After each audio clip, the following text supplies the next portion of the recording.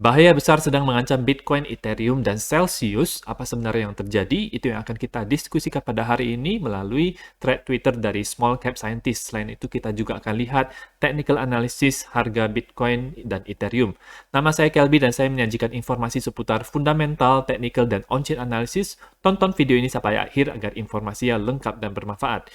Ini ada thread Twitter yang cukup menarik dan ini menjelaskan tentang situasi yang dihadapi oleh Ethereum pada khususnya sekarang ini, tetapi dampaknya itu ke semua market crypto.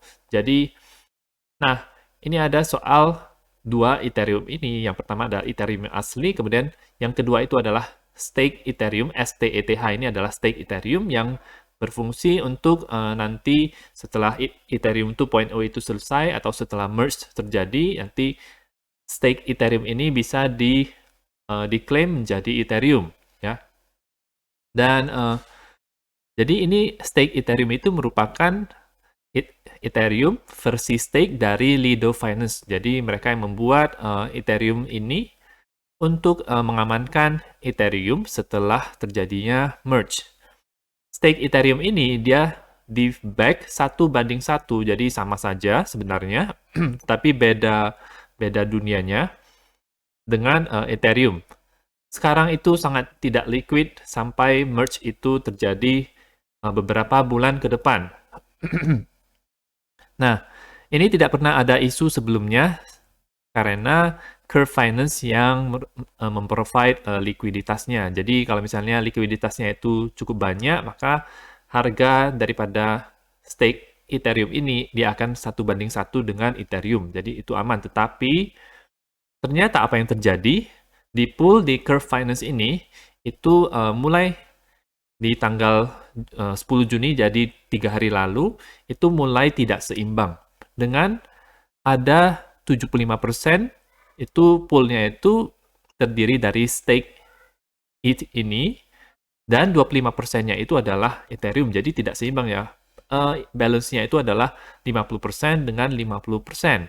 Akibatnya adalah Curve Finance ini dari sistemnya itu harus menghitung ulang perbandingan harga daripada stake ETH dengan ETH. Kita lihat di sini kalau jumlah ETH-nya itu 242 ribuan, stake ETH-nya itu 659 ribuan. Jadi beda banget 25% dan 75%. Itu menyebabkan harganya itu menjadi berbeda 1:1,02. Jadi Ethereum, jadi kalau misalnya kita lihat di sini ya, jadi kita langsung lihat saja di Curve Finance-nya, teman-teman bisa lihat, kalau kita punya kita simpen stake Ethereum, jadi kita misalnya berkontribusi di dalam staking Ethereum, nanti kita akan dapat stake Ethereum ini, habis itu kalau misalnya kita meredeem menjadi Ethereum, maka kita akan mendapatkan Ethereum dengan jumlah yang lebih sedikit, yaitu 0,95. Jadi ini udah beda 5%. Dari harga saja berbeda 1347 harga Ethereum sekarang, tapi harga stake Ethereum ini harganya 1280. Ini bisa menimbulkan kepanikan. Kita bisa cek lagi di CoinGecko apa sebenarnya yang terjadi. Perbedaan harganya Ethereum 1359 dan ini STETH-nya adalah 1359, ini 1305, ada perbedaan yang cukup jauh di situ, dan ini bisa menimbulkan kepanikan semacam bank run. Jumlah ETH-nya semakin berkurang di pool-nya itu 20% dan stake ETH-nya itu 80%. Di mana ini sudah jauh berkurang banyak ETH-nya dibandingkan dengan ketika penulis menulis thread ini. Tadinya 242.000, sekarang sudah menjadi 139.000. Jadi ada 100.000 ETH yang diambil dari poolnya, dibuat tidak liquid, dan ini bisa kemungkinan ETH-nya itu dijual. Itu yang menyebabkan harga ETH kenapa bisa turun di sini. Dan ini itu berdampak ke yang lain-lainnya. Kita akan lanjut lagi di sini. Jadi teman-teman bersabar ya, karena ini agak panjang tetapi sangat menarik menurut saya. Nah, menurut dia stake ETH ini itu di-back 1:1 dan merge itu hanya beberapa bulan ke depan. Jadi bukan merupakan hal yang sulit kalau misalnya ini adalah kesempatan untuk kita melakukan arbitrage dan menghold stake it ini karena nilainya itu yang lebih murah dibandingkan it. Jadi semacam kita beli dulu ini, habis itu ketika harganya itu sudah mulai normal 1:1 dengan Ethereum, maka kita akan cuan dari situ. Nah, ini menurut dia berbeda dengan UST-nya Luna yang tidak memiliki backing sama sekali. Jadi kenapa orang-orang itu keluar daripada stake it ini? Nah, menurut dia, Alameda Research ini salah satu venture kapitalis yang besar di kripto, itu mereka keluar dari posisi mereka tanggal 9 Juni kemarin. Mereka keluar 50.000 stake it mereka hanya dalam beberapa jam dan mengakibatkan ada slippage besar yang terjadi di sini. Ya, jadi mereka keluar dari sini, terjadi slippage yang besar, yaitu perbedaan harga seperti ini. Alameda selalu lebih awal kalau ada pergerakan-pergerakan yang besar seperti ini. Nah, faktanya ada 7 investor, satu dari 7 investor yang merupakan holder besar daripada Ethereum punya Lido ini dan bisa mengakibatkan bank run terjadi. Bank run ini apa? Bank run itu jadi misalnya untuk kasus finansial tradisional.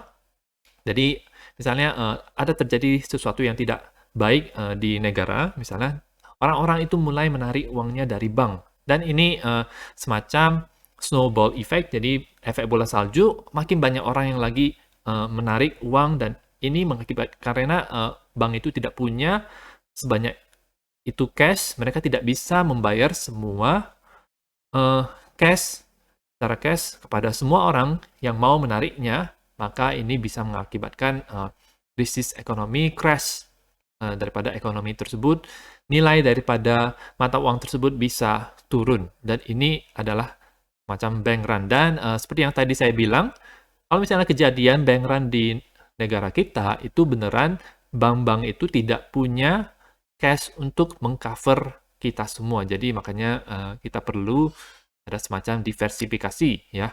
Kalau misalnya hal tersebut terjadi khususnya ketika hiperinflasi atau ketika ada krisis atau perang atau bencana alam yang cukup besar, itu bisa mengakibatkan bank run seperti ini untuk terjadi. Oke, kita kembali lagi di sini. Dan ini ada Celsius Network. Celsius, perusahaan Celsius ini, mereka memiliki stake it dalam jumlah yang sangat banyak. Ya, mereka ada posisi sebanyak 450.000 stake it. Dan ini berbeda dengan Alameda. Alameda punya 50.000 yang nilainya itu 1,5 miliar dolar. Mereka pakai AV, kemudian mereka deposit ETH mereka sebagai jaminan dan meminjam uang dari sana. Jadi mereka punya 1,2 miliar dolar hutang terhadap protokol AV ini. Dan kalau sistem di DeFi gini, jumlah yang kita ingin pinjam itu harus lebih sedikit dengan jumlah yang kita jaminkan gitu. Dan kalau misalnya harga daripada itu dia nanti turun, itu nanti kita langsung otomatis kena margin call. Jadi tidak seperti beda dengan finansial tradisional. Ini mereka udah otomatis, jadi kalau misalnya harganya itu turun, ya mereka langsung kena likuidasi. Oke. Tapi menurut dia ini kalau misalnya dia taruh di sini juga, ini bukan isu yang besar buat dia. Kenapa? Selanjutnya, isu yang sebenarnya itu adalah Celsius itu mereka kekurangan cash untuk membayar investornya yang mau meredeem posisi mereka atau mengklaim uang-uang mereka. Ada banyak sekali uang yang berada di posisi yang kurang liquid ini dan ada hal-hal yang mengakibatkan Celsius juga tidak bisa memiliki cukup banyak cash karena mereka pernah ke-hack, ya, jadi dieksploitasi, smart contract-nya $70 juta loss, kemudian $50 juta loss di Badger DAO di sini, kemudian ada $500 juta juga dari deposito dari klien-klien mereka di Ponzi Luna UST ini di Anchor Protocol. Jadi mereka taruh di sini, mungkin mereka melihat ini adalah hal yang cukup menarik, bisa 20% setahun mereka taruh di situ dalam jumlah yang cukup banyak, dan ini seperti kejadian bulan lalu, harga daripada UST dan Luna ini langsung anjlok, langsung menjadi debu. Kemudian investor sekarang meredeem posisi mereka sekitar 50.000 Ethereum per minggu dari Celsius, ya teman-teman. Jadi ini kepanikan sudah mulai menjalar dan bisa menimbulkan bank run khususnya untuk Ethereum. Mereka hanya punya dua opsi. Yang pertama adalah mereka menjual STETH yang sekarang mereka miliki untuk ETH dan menjadi stablecoin agar bisa menjadi liquid sehingga bisa membayar investor-investor mereka. Yang kedua, mereka menggunakan STETH ini untuk sebagai jaminan dan mengambil pinjaman lagi untuk membayar customer mereka. Kalau untuk opsi yang pertama, masalahnya adalah STETH ini dia itu menjadi kurang liquid. Jadi 450.000 stake ETH mereka itu, kalau misalnya ditukarkan semuanya, itu tidak dapat 450.000 Ethereum, tapi dapatnya lebih sedikit, mungkin sekitar 100.000, 120 ribuan dibandingkan dengan di sini. Jadi itu yang menjadi hal yang cukup berbahaya, ya, karena peg-nya itu tidak 1:1 lagi. Ada likuiditas di Uniswap, di CEX, di FTX, tapi itu tidak cukup. Nah,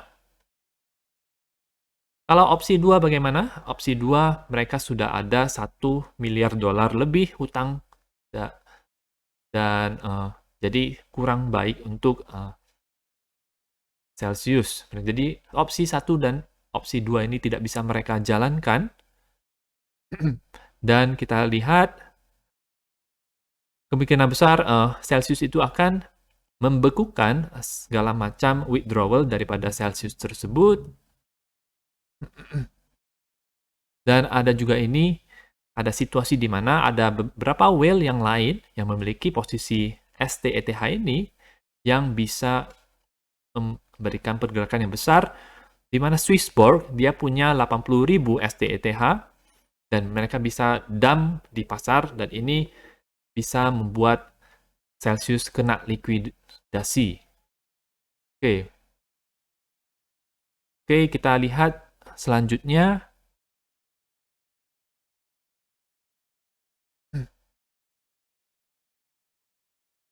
Nah, menurut dia, kalau misalnya dia menjadi VC atau market maker-nya, dia akan melikuidasi mereka, kemudian short.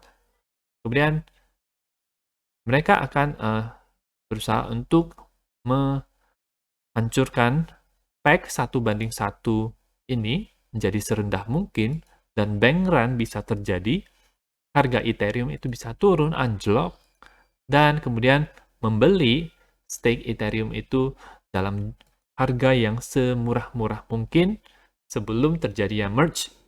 Setelah terjadinya merge, mereka bisa meredeem itu dengan 1 Ethereum banding 1 STETH, dan mereka bisa cuan dari situ. Dan ini yang merupakan pendapat dia. Dan apa yang terjadi setelahnya itu, setelah beberapa hari, berita-berita yang ditakutkan ini menjadi kenyataan di mana Celsius Network menghentikan segala macam withdrawal-nya, tidak bisa swap, tidak bisa ditransfer antar akun karena masalah ini. Berita yang cukup bisa memberikan efek yang cukup besar di market kripto. Ya, jadi bagaimana pendapat teman-teman mengenai hal ini? Ini bisa menjadi FUD yang cukup besar karena ini dia menyerang Ethereum, ya. Tetapi Ethereum, blockchain daripada Ethereum sendiri itu tidak masalah karena yang diserang itu adalah stake Ethereum-nya itu Celsius yang kena serang, pemegang-pemegang stake Ethereum ini, dan harga Ethereum-nya yang turun, tetapi blockchain-nya itu tetap aman, DeFi-nya masih bisa berfungsi dengan baik. Jadi ini bisa jadi merupakan salah satu cara whale untuk memanipulasi pasar sehingga harga Bitcoin, harga Ethereum, dan harga altcoin lainnya itu bisa menjadi semurah mungkin, dan itu menjadi kesempatan bagi para whale untuk membeli koin-koin ini, ya. Sekarang kita akan lihat untuk harga di mana Bitcoin close weekly-nya itu dia close terendah sejak Desember 2020, dan di tahun lalu saja kita tidak pernah close rendah daripada ini. Sekarang sudah close lebih rendah lagi, dan kemungkinan juga pada minggu ini kita bisa close dengan lebih rendah lagi, di mana target besarnya itu adalah bottom-nya itu kita bisa sampai ke 22.300 di sini, yaitu 200 week moving average. Kalau kita lihat dari histori masa lalu, maka harga daripada Bitcoin ini dia menyentuh ini sebagai bottom-nya. Contohnya ketika Corona Dam di sini, dia menyentuh di sini, close di bawah daripada 200 weekly moving average ini, dan bahkan sampai ke harga 3.000, yang harusnya indikator ini dia berkata 5.500-an, tetapi di sini dia turun sampai ke 3.900-an. Jadi kalau kita lihat perbedaannya berapa? Perbedaannya 30% dari situ.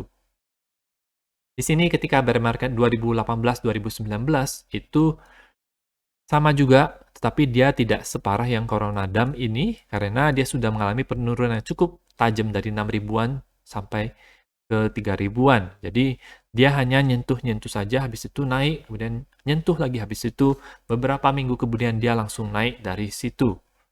Di bull market yang 2013-2014 ada bear market sebelum naik lagi, itu di sini di Januari 15. Oh, belum ada sebenarnya, tetapi mungkin di daerah sini. Kita lihat saja yang di sini, itu dia sempat cross ke bawah daripada 200 weekly moving average ini, turun sebanyak 14% daripada garis biru ini. Habis itu baru dia recovery 1 bulan, 2 bulan langsung naik dari situ. Oke, jadi kemungkinan besar, kalau misalnya kita melihat adanya FUD ini, dia juga bisa turun cross ke bawah sampai daripada garis biru ini, nge-wick, habis itu akan mungkin sideways dulu di daerah sini, kemungkinan akan naik dari situ. Kalau kita melihat 200 weekly moving average ini, dan kita juga sudah sangat lama tidak menyentuh ini, terakhir adalah 16 Maret 2020 di Corona Dam waktu itu. Oke, untuk pergerakan harga hariannya bagaimana? Hariannya dia sudah, kalau kita lihat dulu yang ini agar lebih gampang. Kita close dulu ini. Ini dia sudah breakdown dari sini, dari bear flag-nya di sini, bear flag, kemudian turun lagi di sini, dia membentuk semacam redistribution di sini, dan dia akan ada leg terakhir atau mungkin ada satu lagi kenaikan, habis itu konsolidasi, habis itu baru turun lagi.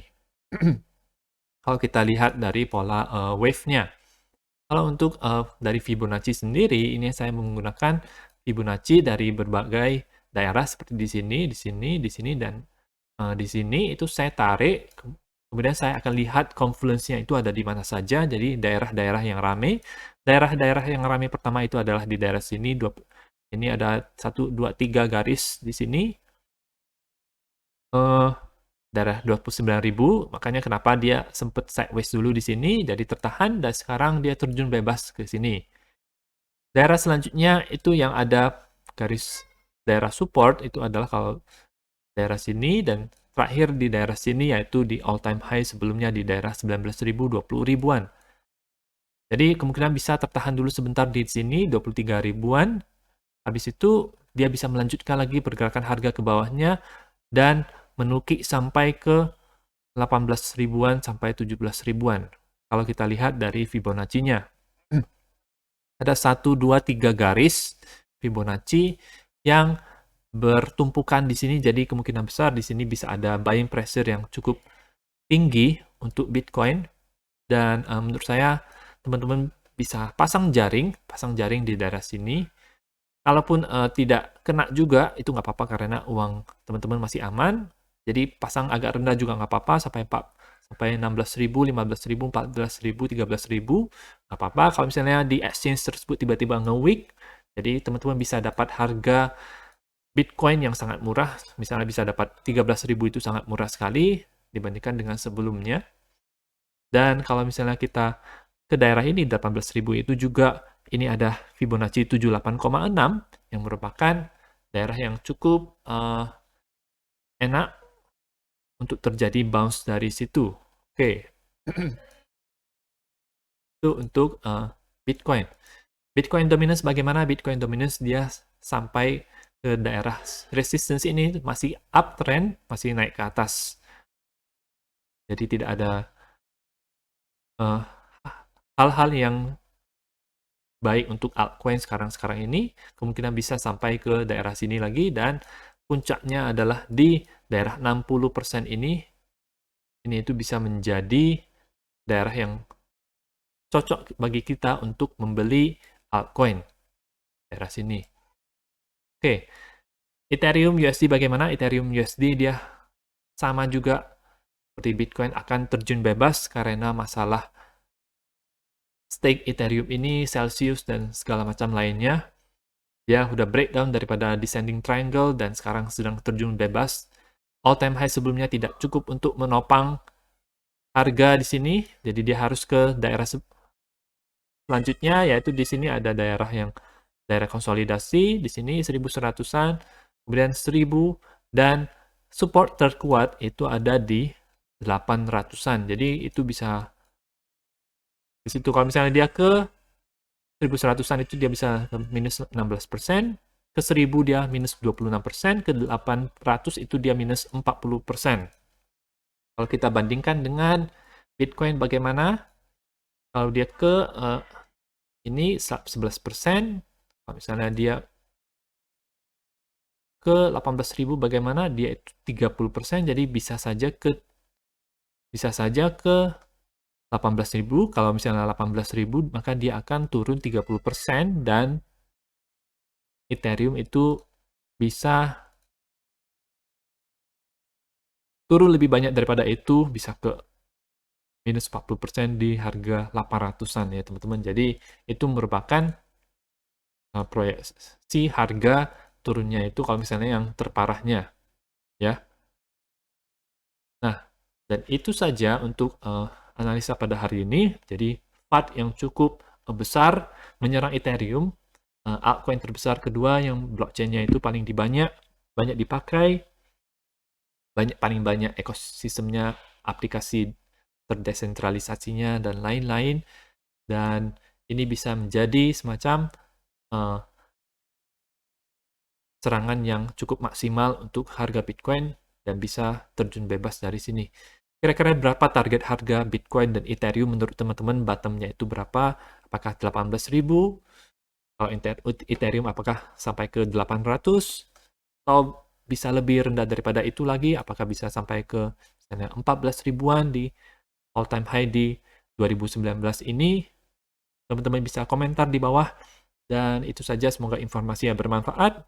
Tetap dukung channel saya dengan mengklik like dan subscribe, dan nantikan video saya selanjutnya.